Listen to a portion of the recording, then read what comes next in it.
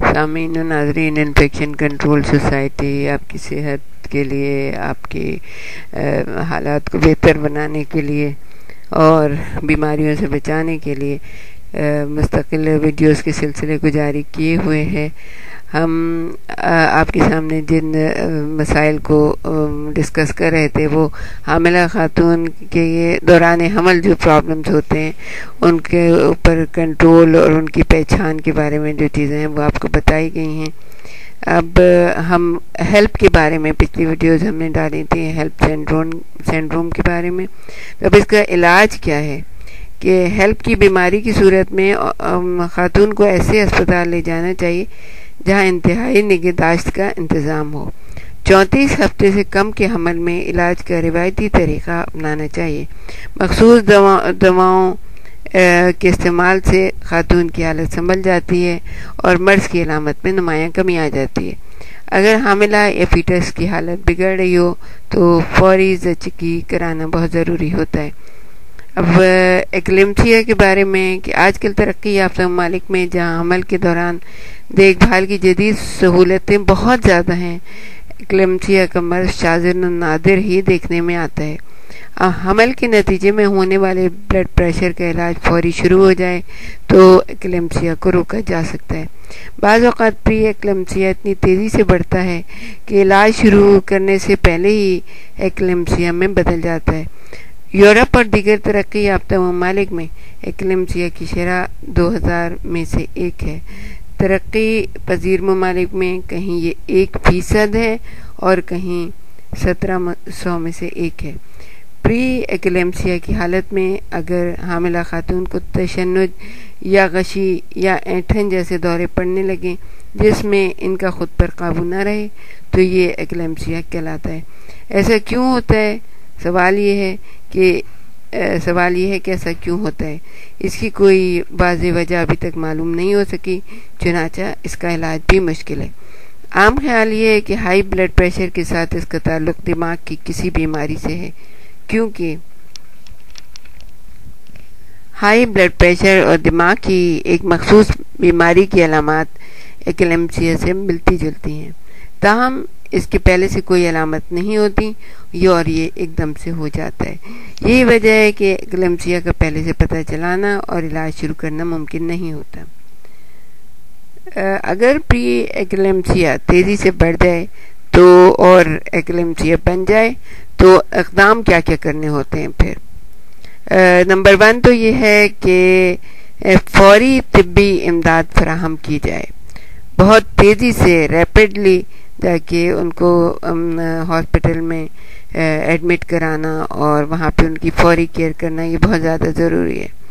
اور دوسرے نمبر پہ ہے کہ خاتون کے سانس لینے کا راستہ صاف رکھا جائے، ان کا سر تھوڑا سا اونچا رکھا جائے تاکہ سلائیوا یا وامٹ کا جو مواد ہے وہ باہر بہہ جائے اور پلٹ کر سانس کی نالی میں نہ چلا جائے۔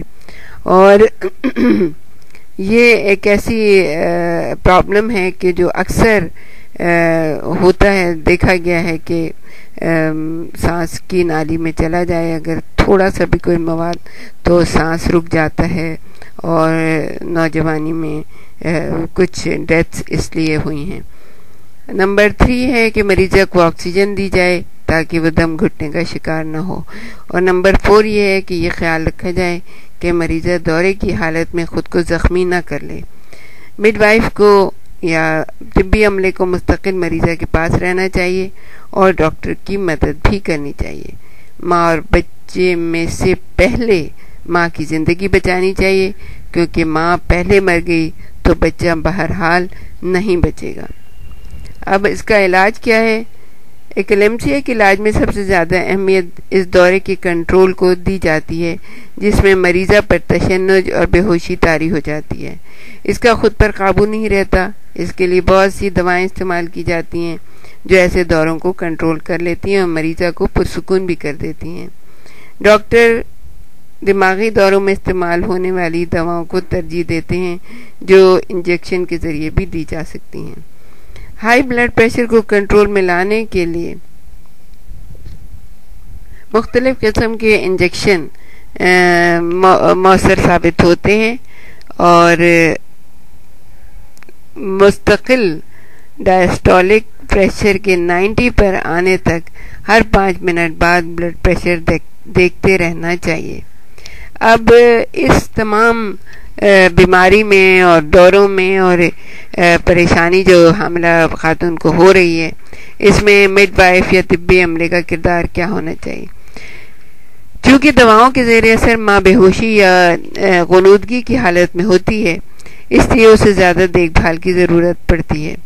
مڈ وائف یا طبی عملے کو چاہیے کہ وہ پری ایکلیمسیا کی علامات پر نظر رکھے اور لیبر میں وقفے سے ہونے والی تکلیف کا خاص خیال رکھیں۔ شوہر کو بیوی کی حالت سے باخبر رکھیں اور ان کی پریشانی کو کم کرنے کے لیے جذباتی سہارا فراہم کیا جائے۔ ایسے میں اکثر آپ نے دیکھا ہوگا کہ جب بیوی کی حالت ایسی ہوتی ہے یا بچہ جو ہے نا نازک پوزیشن پہ ہوتا ہے، تو باپ کی یا شوہر کی حالت بہت خراب ہوتی ہے، وہ اندر آنا چاہتے ہیں، وہ جذباتی کیفیت ہوتی ہے، جھگڑے کے ان کا کرنے کا وہ ہوتا ہے، لیکن اس صورتحال کو بہت ہی اچھے طریقے سے کنٹرول کرنا چاہیے۔ بار بار ان کو جا کے بیوی کی یا بچے کی حالت سے باخبر کریں، ان کی پریشانی کو دور کریں، ان سے کہیں کہ دعا کریں اور ان کو جذباتی سہارا فراہم کیا جائے۔ ایکلیمسیا کی صورت میں بچے کو جلد از جلد آپریشن کے ذریعے پیدا کر لینا چاہیے۔ مریضہ کو بے ہوش کرنے کا کام انتہائی ماہر ڈاکٹر کو کرنا چاہیے۔ بعض صورتوں میں یہ ایک مشکل کام ہوتا ہے۔ آپریشن کرنے کی اجازت کسی قانونی وارث سے حاصل کرنی چاہیے۔ بچے کو پیدائش کے بعد ہی ماں کے حوالے کر دینا چاہیے تاکہ وہ اسے وارڈ میں پہنچانے تک اپنے ساتھ رکھ سکے۔ مڈ وائف کا یہ بھی کام ہے کہ وہ جلد از جلد بچے کے باپ کو بھی تمام ضروری تفصیلات فراہم کرے اور بچوں کے وارڈ میں بھی اسٹاف کو صحیح صورتحال سے آگاہ کر دے۔ اگر بچے کی تصویر اتاری جائے تو ماں کو ہوش میں آتے ہی اسے دکھا دینی چاہیے، اس سے کہ ماں کی صحت کی بہتری کے لیے اس کے بچے کو گود میں دینا یا اس کی تصویر اتار کے اس کو دینا بہت ہی بہتر ہوتا ہے۔ ایکلیمسیا کے 30% دورے زچگی کے بعد پڑتے ہیں، چنانچہ زچہ کی حالت پر 4 دن تک مسلسل نظر رکھنی چاہیے۔ یہ دیکھنا چاہیے کہ کیا بلڈ پریشر نارمل ہو گیا ہے اور یورین کی مقدار بڑھ گئی ہے، برم کم ہوا ہے اور دیگر لیبارٹری ٹیسٹ بالکل نارمل ہیں۔ حاملہ خاتون یعنی زچہ کو اس کے بستر پر منتقل کرنے کے بعد جیسے ہی بچے کی حالت ٹھیک ہو اسے ماں کے پاس پہنچا دینا چاہیے۔